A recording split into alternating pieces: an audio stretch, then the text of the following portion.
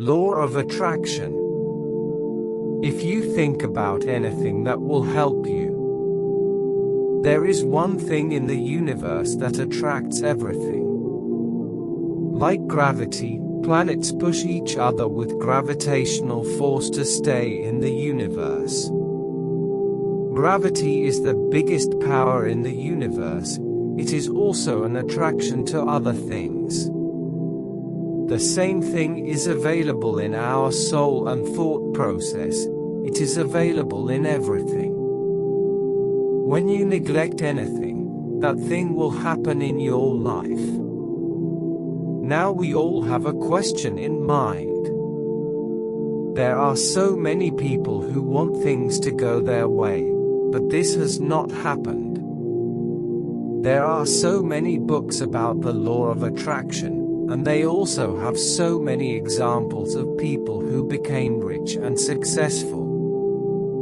But we always heard about one side of the story.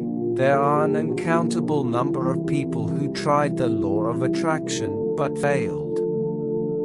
Because what we are thinking about in this life or doing will be stored in our soul memory. When we die, our bodies slowly disappear, but memories travel through the universe.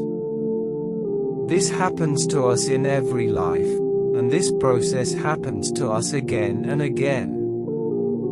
So basically, when we get birth, we do manifest to achieve certain things. But it depends on karma. What we did in previous lives matters for existing life success. A human did so much good in his last life, and he wants to be rich in this life, so he will get positive power from genetic memory and the same kind of intelligence. Everything happened under the law of attraction. For example, if you want to make a house, first you make a map in your mind and draw on paper, and then you start making it physically. If you want to do anything in your life, first try to use your imagination on that thing, do hard work on thinking, and make a plan to achieve it. This is called the law of attraction.